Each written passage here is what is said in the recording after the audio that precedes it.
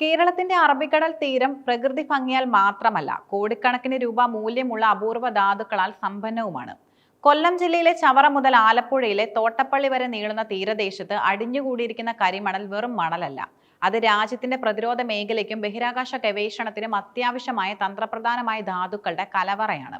എന്നാൽ പതിറ്റാണ്ടുകളായി പൊതുമേഖലാ സ്ഥാപനങ്ങൾ മാത്രം നിയന്ത്രിച്ചിരുന്ന ഈ മേഖല ഇപ്പോൾ സ്വകാര്യ കുത്തകകൾക്കായി തുറന്നു കൊടുക്കപ്പെടുകയാണ്. കേന്ദ്ര സർക്കാരിന്റെ പുതിയ ധാതു നയവും റെയർ എർത്ത് ഇടനാഴി പദ്ധതിയും കേരളത്തിന്റെ സാമ്പത്തികവും പാരിസ്ഥിതികവുമായ സുരക്ഷയ്ക്ക് മേൽ വലിയ ചോദ്യചിഹ്നങ്ങൾ ഉയർത്തുന്നു. ലോകത്തിലെ തന്നെ ഏറ്റവും മികച്ച ഗുണനിലവാരമുള്ള ilmenite, rutile, zircon, monocyte, sillimanite തുടങ്ങിയ ധാതുക്കൾ കേരളത്തിലെ കരിമണലിൽ അടങ്ങിയിരിക്കുന്നു.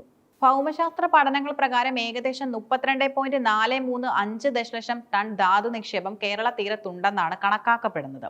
മോണോസൈറ്റിൽ നിന്നാണ് ആണവോർജത്തിന് ആവശ്യമായ തോറിയം വേർതിരിച്ചെടുക്കുന്നത്. കേരള തീരത്ത് മാത്രം ഏകദേശം 1.9 മില്യൺ ടൺ മോണോസൈറ്റ് നിക്ഷേപമുണ്ടെന്നാണ് കണക്ക്. ഇൽമനൈറ്റ് ടൈറ്റാനിയം ഡയോക്സൈഡ് നിർമ്മിക്കാൻ ഉപയോഗിക്കുന്നു. വിമാന നിർമ്മാണം, പെയിന്റ് വ്യവസായം എന്നിവയിൽ ഇത് അത്യന്താപേക്ഷിതമാണ്. സ്കാൻഡിയം ആധുനിക ഇലക്ട്രോണിക്സ് ഉപകരണങ്ങളിലും മിസൈൽ സാങ്കേതിക വിദ്യയിലും ഉപയോഗിക്കുന്ന വിലപിടിപ്പുള്ള മൂലകമാണിത്.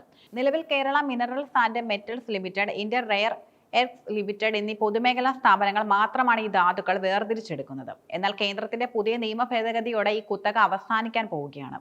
കേന്ദ്ര ബഡ്ജറ്റിൽ പ്രഖ്യാപിച്ച റെയർ എർത്ത് ഇടനാഴി പദ്ധതി ചൈനയുടെ ആഗോള ധാതു കുത്തകയെ നേരിടാൻ ലക്ഷ്യമിട്ടുള്ളതാണ്. ലോകത്തിലെ അപൂർവ ധാതു വിപണിയുടെ 80% ചൈനയുടെ നിയന്ത്രണത്തിലാണ്.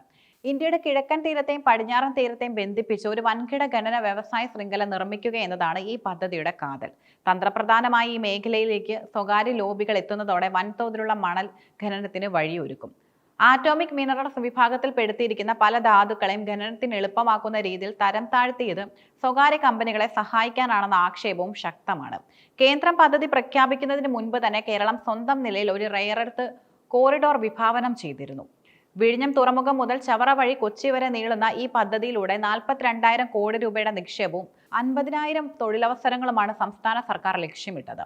ഖനനം ചെയ്ത മണൽ അതുപോലെ തന്നെ വിൽക്കുന്നതിന് പകരം അതിൽ നിന്ന് സ്കാൻഡിയം പോലുള്ള വില കൂടിയ മൂലകങ്ങൾ വേർതിരിച്ചെടുക്കുന്ന പ്ലാന്റുകൾ കേരളത്തിൽ തന്നെ സ്ഥാപിക്കാനായിരുന്നു പ്ലാൻ. മോണോസൈറ്റ് ക്രാക്ക് ചെയ്ത് മൂലകങ്ങൾ വേർതിരിക്കാനുള്ള അത്യാധുനിക സാങ്കേതിക വിദ്യയ്ക്കായി 100 കോടി രൂപ അനുവദിക്കുകയും ടെൻഡർ നടപടികൾ ആരംഭിക്കുകയും ചെയ്തിരുന്നു. എന്നാൽ കേന്ദ്രം സ്വകാര്യ ഖനനത്തിന് അനുമതി നൽകുന്നതോടെ കേരളത്തിന്റെ ഈ പൊതുമേഖലാ മിഷൻ അപകടത്തിലായേക്കാം.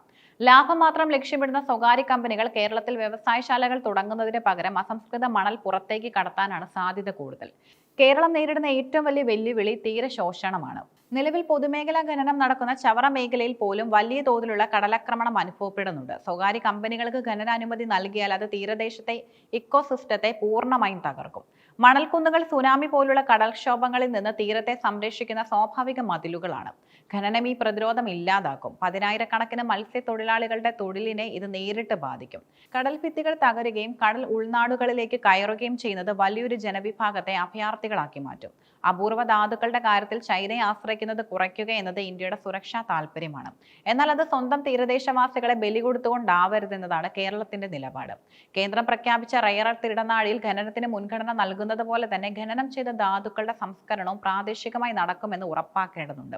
കേരളത്തിന്റെ ധാതു സമ്പത്ത് പൊതുസമ്പത്തായി നിലനിർത്തണമെന്നും സ്വകാര്യവൽക്കരണത്തെ എതിർക്കണമെന്നും ഭരണ പ്രതിപക്ഷ ഭേദമന്യേ ആവശ്യമുയരുന്നുണ്ട്. കേന്ദ്രത്തിന്റെ നീക്കം ഫെഡറൽ സംവിധാനത്തിനുമേലുള്ള കടന്നുകയറ്റമാണെന്നും സംസ്ഥാനത്തിന്റെ വിഭവം വിനിയോഗിക്കാൻ സംസ്ഥാനത്തിന് അവകാശമുണ്ടെന്നുമാണ് കേരളത്തിന്റെ വാദം. ഭാവിയിലെ വെല്ലുവിളികൾ എന്നത് സ്വകാര്യ കമ്പനികൾ ലേലം പിടിച്ചാൽ പൊതുമേഖലാ സ്ഥാപനങ്ങളായ KMML-നും IREL-നും എന്തു സംഭവിക്കും? ഖനനം നടക്കുന്ന ഇടങ്ങളിൽ നിന്ന് ആളുകളെ കുടിയൊഴിപ്പിക്കേണ്ടി വരുമോ? ഖനനത്തിന് ശേഷമുള്ള പരിസ്ഥിതി പുനരുദ്ധാരണത്തിന് ആര് പണം മുടക്കും? കേരളത്തിന്റെ തീരമണൽ കേവലം ഒരു ബിസിനസ് വസ്തുവല്ല, അത് നാടിന്റെ അതിജീവനത്തിന്റെ കൂടി ഭാഗമാണ്. കേന്ദ്രത്തിന്റെ പുതിയ ധാതു നയത്തിൽ കേരളത്തിന് ഗുണകരമായ വ്യവസ്ഥകൾ ഇല്ലെങ്കിൽ വരും കാലങ്ങളിൽ വലിയ ജനകീയ പ്രക്ഷോഭങ്ങൾക്ക് കേരള തീരം സാക്ഷ്യം വഹിക്കും.